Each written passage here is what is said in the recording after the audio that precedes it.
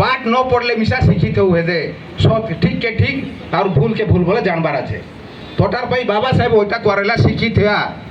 আর নিজের পিলামানকে মিশা ভল করে পাঠ পড়ুয়া বলা করেলা কাই বলা কইলা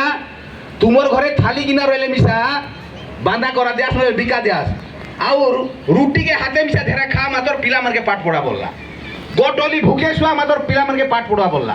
বুঝলাস কিনে তে প্রথম কথা কইলা শিক্ষিত হওয়া তো আজ আমার সমাজ লগে শিক্ষিত হেলু কি নাই কোয়া মতে সার্টিফিকেট ধরবা শিক্ষিত হেলু কি নাই হেলু তো অনেক ভাই মানে খানিক সার্টিফিকেট ধরা মিশা অশিক্ষিত কা আছে মুই কইন দে ওটা কাকে খারাপ মিশা লাগি পারে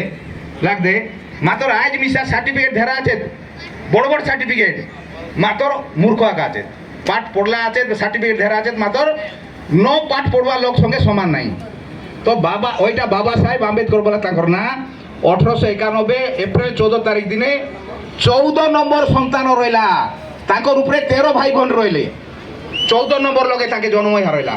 জন্ম ইয়া 5-6 বরস হারাই আইস মরা গলি আস্তে আস্তে তাকে বড় করলি বয়স চাকরি করতে রয়ে এমতি স্কুল লগে বসবাকে দেবার নাই পিন্ডাই বসা বসা পাঠ পড়লো তো লোক আজ এতে উচকে পালাইলো যে আমার জাতি লগে জন্ম হয়ে আজ আমি গর্ব করবাইলু কি নাই আর ভারতের সংবিধান বা আমি আজি যোন নিয়ম কানুন লগে আমি চালু আইলু গোট লোক আমাকে যদি আসা মারা দিতে গালি করে দিলে আমি ছাড়াকে যাও হইলো কি নাই তো কানুন মানে তো একা লেখা আছে তোটার পাই আজি আমি তাকে ভগবান বলা আমি মানবাকে পড়ুয়াইলি তো আজির মোর ভাষণ বলে মা মানর পাই একা মুই কই দে আর গোটে আমার ভাই কইলে আম্বেদকরঙ্কর জীবনী আম্বেদকরঙ্কর যে টাইটল বা সরনেম তাঙ্কর জনে শিক্ষক লগাই দেলে বলি